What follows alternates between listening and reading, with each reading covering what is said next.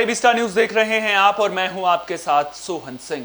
वक्त तो चला अपना उत्तर प्रदेश का, जिसमें सबसे पहले बात करेंगे दिल्ली में लगे लॉकडाउन की। दरअसल दिल्ली में लगे लॉकडाउन का असर जो पड़ोसी जिले हैं वहां पर भी देखने को मिल रहा है।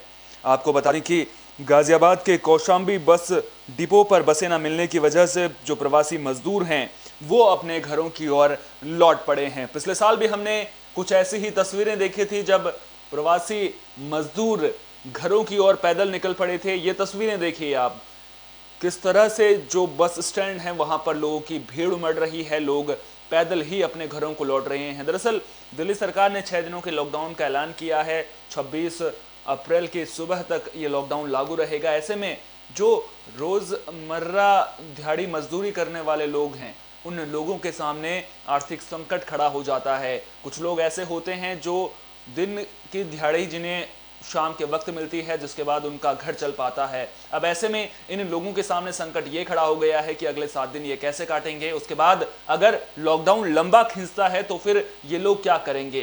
तो यही वो वजहें हैं जो इन प्रवासी श्रमिकों के मन में खौफ पैदा करती हैं, जिसके बाद अब इन लोगों ने घरों की ओर लौटना शुरू कर दिया है। आपको बता दें कि मुख्यमंत्री अरविंद केजरीवाल ने अपील भी की थी कि जो श्रमिक हैं वो अपने घरों को ना लौटें, जो जहां पर हैं वहीं पर रहें। लेकिन इसके बावजूद जो डर है वो साफ तौर पर प्रवासी श्रमिकों में देखने को मिल रहा है। जो लोग दूसरे राज्यों से दिल्ली में रह रहे हैं उनमें देखने को मिल रहा है, और खासतौर पर उन लोगों में देखने को मिल रहा है जो नौकरी पेशा वाले लोग हैं या फिर जो दिहाड़ी मजदूरी वाले लोग हैं, क्योंकि उन लोगों के सामने अब आर्थिक संकट पैदा होने की संभावना खड़ी हो गई है, जिसके बाद अब इन लोगों को पैदल ही घरों को पलायन करना एक बेहतर उपाय लग रहा है। अब सवाल यहाँ पर कोरोना के संक्रमण को लेकर के भी उठता है कि जब इस तरह से भीड़ बस स्टेशन पर जमा होगी तो इनमें से अगर कोई एक भी कोरोना संक्रमित होगा तो वो कहीं ना कहीं जो बाकी लोग हैं उनमें भी कोरोना का संक्रमण होगा, और इसके बाद ये लोग अलग अलग राज्यों में जाएंगे तो वहां पर भी जो ये वायरस है वो तेजी से फैलेगा। तो कहीं ना कहीं इस और ध्यान देने की जरूरत है, क्योंकि पिछले साल भी इस तरह की तस्वीरें सामने आई थी। और उसके बाद सबसे बड़ा सवाल तो ये उठता है कि जब पिछले साल लॉकडाउन के बाद इस तरह की तस्वीरें सामने आई थी तो इस बार इससे सबक क्यों नहीं लिया गया। अब एक बार फिर से ऐसी तस्वीरें क्यों सामने आ रही हैं, क्यों इसको लेकर के समुचित इंतजामात नहीं किए गए हैं।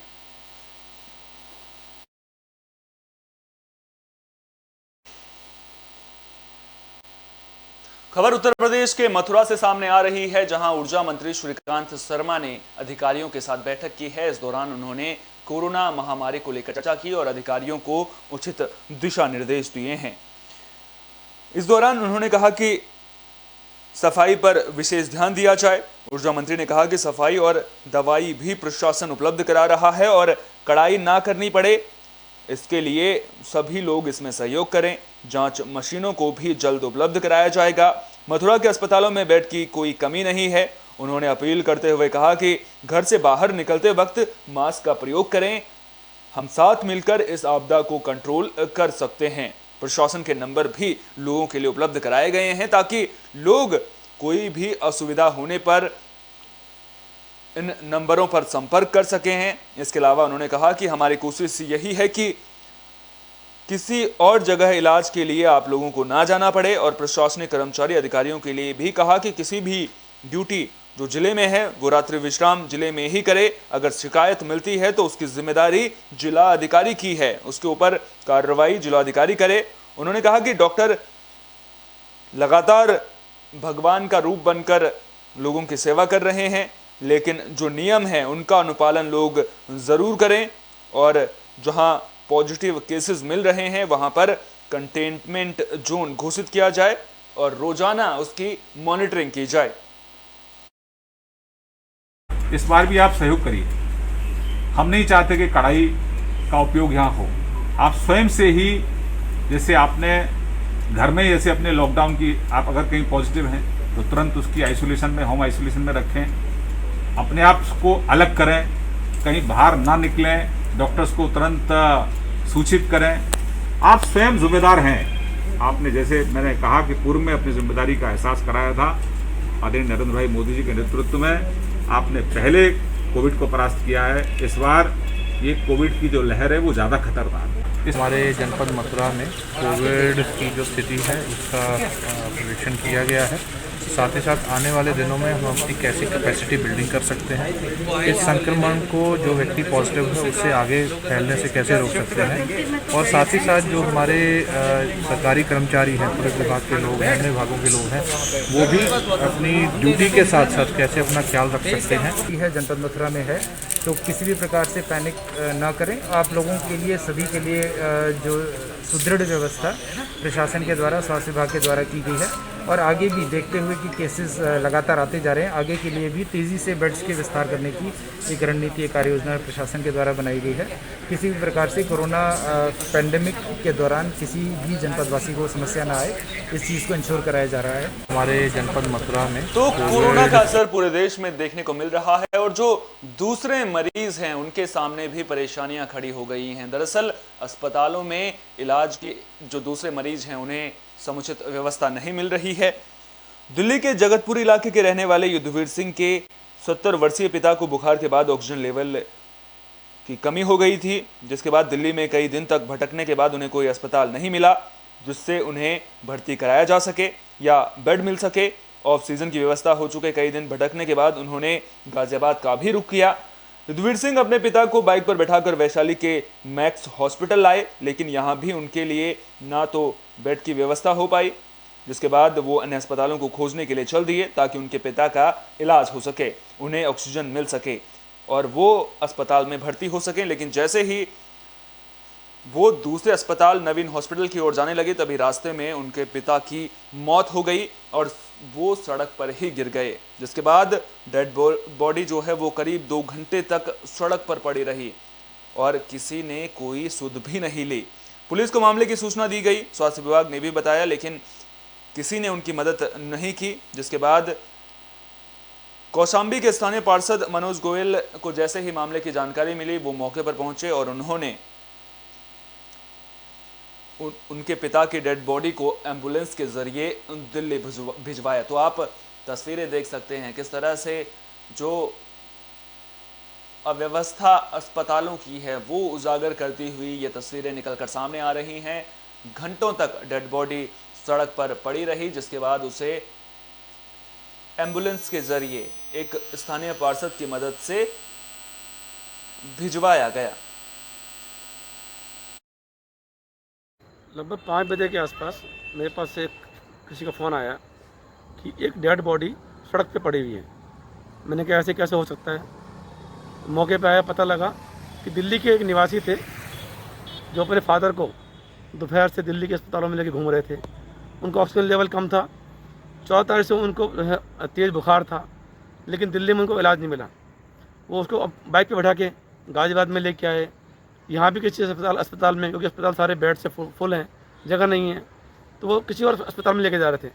इसी दौरान उनकी बाइक से एक बैठे बैठे गिर गए। पता लगा कि उनकी जो है डेथ हो गई। 1 घंटे तक बॉडी यहाँ पड़ी रही, कोई आया नहीं। हमने एम्बुलेंस की व्यवस्था करा के उनको दिल्ली भेज दिया है।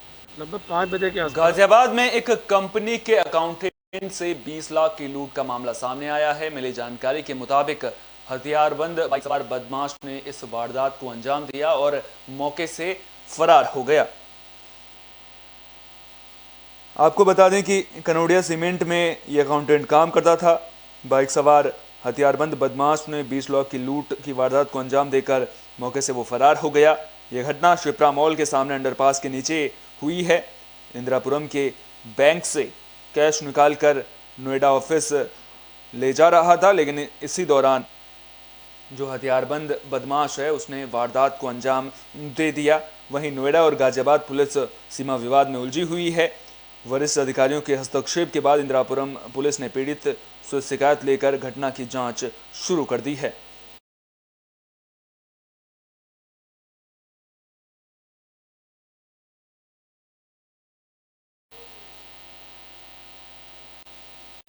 खबर फर्रुखाबाद से सामने आ रही है, जहां घर में घुसकर महिला से दुष्कर्म की कोशिश की गई है। महिला ने जब विरोध किया तो उसके साथ मारपीट की गई। तो फर्रुखाबाद से ये हैरान करने वाला मामला सामने आया है। घटना कमालगंज थाना इलाके के अलाउद्दीनपुर की बताई जा रही है। मारपीट के बाद महिला बेहोश हो गई थी, जिसके बाद जो बदमाश था वो महिला को बेहोशी की हालत में छोड़कर मौके से फरार हो गया। ग्रामीणों को जब मामले की जानकारी मिली तो ग्रामीणों ने 108 एम्बुलेंस को मामले की जानकारी दी, जिसके बाद महिला को सीएचसी में भर्ती करा दिया गया है। कैसे अलाउद्दीनपुर से लाए? किस कंडीशन में महिला थी ये? महिला जो कीचड़ में डरी थी, कहाँ पड़ी थी? कीचड़ में किचन पड़ी थी। तो आपके पास कॉल किसने करी थी? रात को आई थी, उधर से आई थी। मतलब किसने की थी? नाम ने उनको वही थाना आई थी, गाँव से उनको किसी ग्राम में कॉल की थी? तो महिला की क्या कंडीशन थी वहाँ से लेके आए? संवेदन है, किले उठा के रखा हम दोनों आदमी में। महिला साथ कोई नहीं आया? आपस में मारपीट हुई, मारपीट की? भी है, क्या है महिला? गर्भवती भी है, मारपीट हुई आपस में। तो आपको किसने कॉल की थी? तो कॉल आई थी, एक नाम तो नहीं पता है, उसी नंबर से पहुँच गए। अच्छा, ये आप महिला को उठा के ले, किस कंडीशन में महिला पड़ी हुई थी? महिला जमीन में कच्चे पे पड़ी थी। कैसे? अलाउद्दीनपुर कासगंज में एक नाबालिग के साथ दुष्कर्म का मामला सामने आया है। परिवार वालों को इसका पता तब चला जब नाबालिग गर्भवती हो गई। आपको बता दें कि सदर कोतवाली क्षेत्र में मानवता को शर्मसार करने वाला ये मामला सामने आया है। एक अधेड़ ने गांव की ही नाबालिग से दुष्कर्म किया। इस शर्मनाक करतूत का खुलासा किशोरी के प्रेग्नेंट होने के बाद हुआ। घटना की जानकारी मिलते ही किशोरी के परिजन कोतवाली पहुंचे, जहां आरोपी अधेड़ के खिलाफ एफआईआर दर्ज कराकर मामले में कार्रवाई की गुहार लगाई गई है। कासगंज कोतवाली में दी गई तहरीर के मुताबिक घटना 14 दिसंबर 2020 की है। तिलसई कला में यह घटना हुई थी। गांव के ही प्रताप सिंह ने एक महिला की मदद से लड्डू का बहाना देकर 16 साल की किशोरी को बुलाकर उसे नशे की हालत में दुराचार की घटना को अंजाम दिया। साथ ही किशोरी को चाकू दिखाकर कहा कि अगर उसने किसी को भी इस मामले की जानकारी दी तो वो उसे जान से मार देगा। जिसके बाद किशोरी ने किसी को भी मामले के बारे में नहीं बताया, लेकिन जब किशोरी से परिजनों ने सख्ती की तो उसने पूरी घटना का खुलासा कर दिया, जिसके बाद पुलिस ने अब कानूनी कार्रवाई शुरू कर दी है। उसके साथ बलात्कार किया। क्या नाम था जो गांव का था? हाँ, क्या नाम है जो लड़की को ले गया था? प्रताप सिंह। उसके साथ बांदा से एक हैरान करने वाला मामला सामने आ रहा है। दरअसल 5 साल की मासूम के साथ दुष्कर्म के बाद उसकी हत्या कर दी गई। तो 5 साल की मासूम की दुष्कर्म के बाद हत्या का मामला सामने आया है। फिलहाल पुलिस ने आरोपी को गिरफ्तार कर लिया है। आपको बता दें कि यह घटना मरका थाना इलाके के गांव की है। रिश्ते के चचेरे बाबा पर वारदात को अंजाम देने का आरोप लग रहा है। दुष्कर्म के बाद हत्या कर शव को अपने घर में ही छुपा कर रख दिया था। जैसे ही पुलिस को मामले की भनक लगी, पुलिस ने शव को बरामद कर आरोपी को गिरफ्तार कर लिया है। थाना मरका अंतर्गत एक घटना घटित हुई जिसमें एक 5 वर्षीय बच्ची थी। उसके बाबा के चचेरे भाई के द्वारा उसको घर में बहला फुसला के बुलाया गया और उसके बाद उसके साथ दुष्कर्म कर उसकी हत्या कर दी। इस संदर्भ में अभियोग पंजीकृत कर लिया गया है एवं आरोपी को हिरासत में लेकर पूछताछ की जा रही है। खबर फिरोजाबाद से सामने आ रही है, जहां नाबालिग किशोरी के साथ छेड़छाड़ को लेकर के विवाद हो गया। आपको बता दें कि पुलिस ने मामले में 2 आरोपियों को हिरासत में ले लिया है। फिरोजाबाद के थाना उत्तर क्षेत्र में नाबालिग किशोरियों के साथ छेड़छाड़ को लेकर झगड़ा हुआ है। मौके पर पहुंची पुलिस ने 2 युवकों को हिरासत में ले लिया है। आपको बता दें कि घटना गांधी नगर की है, जहां किशोरियों से छेड़छाड़ को लेकर जमकर झगड़ा हो गया था। बताया जाता है कि छत पर 2 नाबालिग किशोरियां खड़ी हुई थी। इसी दौरान पड़ोसी युवकों ने अश्लील टिप्पणी उन पर कर दी, जिसके बाद पीड़ित किशोरी के परिजनों ने पुलिस को मामले की जानकारी दी और फिर पुलिस ने मौके पर पहुंचकर दोनों आरोपियों को हिरासत में ले लिया है। वो छत पे लड़कियां खेल रही थी तो वे उन्होंने बुलाया कि जहाँ पर आ जाओ, घर पे कोई है नहीं, दूसरा कोई है नहीं, आ जाओ, हम तुमको चॉकलेट देंगे, पैसे भी देंगे और आ जाओ, तुम मेरे घर पे आ जाओ। कौन लड़का है? कौन है वो? राजेंद्र हलवाई का लड़का है। तो किस लिए बुलाया? कोई गलत हरकत कर रहा था क्या? हाँ, गलत है। तो पुलिस को सूचना की आपने? हाँ, बुलाया है। ये थाना उत्तर क्षेत्र की घटना है जिसमें 2 बच्चियों जो नाबालिग हैं उनके साथ किसी दुकानदार के द्वारा छेड़खानी की बात आई है, जिसमें तत्काल पुलिस ने मौके पहुंचकर और उन बेटियों के पिता से तहरीर प्राप्त की। तत्काल सुसंगत धाराओं में मुकदमा पंजीकृत किया गया है।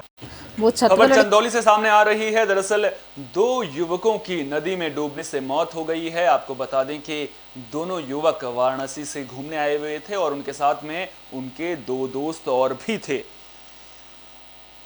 पिकनिक मनाने के लिए आए हुए 2 युवकों की नदी में डूबने से मौत हो गई है, जिसके बाद कोहराम मच गया। वाराणसी से चकिया के लतीफ शाह डैम घूमने के लिए 4 दोस्त आए हुए थे। आपको बता दें कि ये सभी अलग अलग राज्यों से वाराणसी आकर BHU में मेडिकल की पढ़ाई कर रहे थे। ये पूरी घटना चकिया कोतवाली क्षेत्र के लतीफ शाह डैम की बताई जा रही है। मामले की जानकारी मिलने के बाद पुलिस की टीम मौके पर पहुंची। फिलहाल रेस्क्यू ऑपरेशन शुरू कर दिया गया है।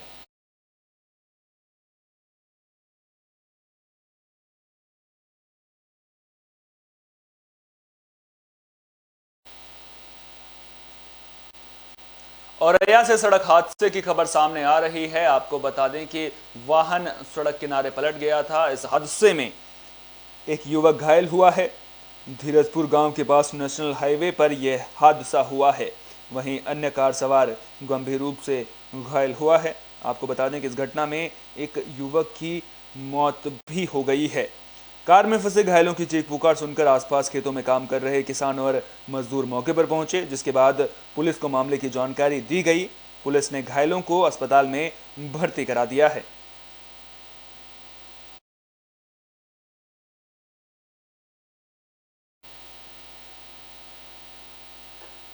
देवरिया से कूड़े के ढेर में आग लगने का मामला सामने आ रहा है। आपको बता दें कि इस हादसे में 2 लोगों की मौत हो गई है। वहीं मामले की जानकारी मिलने के बाद पुलिस की टीम मौके पर पहुंची। उत्तर प्रदेश के देवरिया जिले के रुद्रपुर में कूड़े के ढेर में लगी आग से जलकर एक बाइक पर सवार 2 लोगों की मौत हो गई। यह हादसा तेज पछुआ हवाओं के चलते हुआ। मृतकों की शिनाख्त नहीं हो सकी है। रुद्रपुर क्षेत्र के सुलहटा गांव के आसपास से गेहूं के डंठल में आग उठी थी, जिसके बाद यह आग आगे बढ़ गई। तेज पछुआ हवाओं के चलते ही देर में आग परसौना, जोगिया, श्रीनगर, कुलहुआ होते हुए नगर पंचायत रुद्रपुर से सटे खजुआ गांव तक पहुंच गई।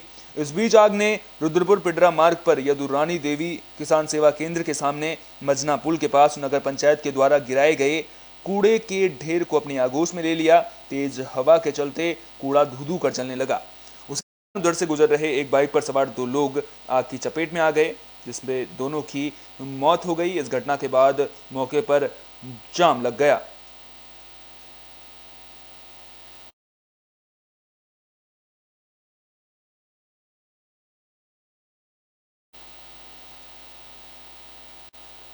प्रतापगढ़ से भी आग लगने का मामला सामने आया है। दरअसल यहां 1 या 2 नहीं बल्कि 3 गाड़ियां देखते ही देखते आग का गोला बन गई। तस्वीरें आप देख सकते हैं किस तरह से आग का मंजर यहां पर दिखाई दे रहा है। आपको बता दें कि एक ट्रक बेकाबू होकर खंबे से टकरा गया था, जिसके बाद ट्रक हाईटेंशन तार की चपेट में आ गया, जिसकी वजह से ट्रक में आग लग गई थी। यह घटना वाराणसी लखनऊ हाईवे के कटरा मेदनीगंज चौराहे की है। इसी दौरान पिकअप और एक भूसे से लदे टाटा 407 DCM ने भी ट्रक में टक्कर मार दी। देखते ही देखते तीनों गाड़ियों में तेज धमाके के साथ आग लग गई। वहीं ट्रक में बैठे एक व्यक्ति की ट्रक में ही जलकर मौत हो गई। वहीं पिकअप और DCM में सवार 3 लोगों को जमा भीड़ ने काफ़ी मशक्कत के बाद निकालकर जिला अस्पताल में भर्ती करवा दिया है। तीनों की हालत गंभीर बताई जा रही है। आपको बता दें कि दमकल कर्मियों ने कड़ी मशक्कत के बाद आग पर काबू पा लिया है। इस दौरान आग की लपटों को देखकर मौके पर बड़ी संख्या में लोग जुट गए थे।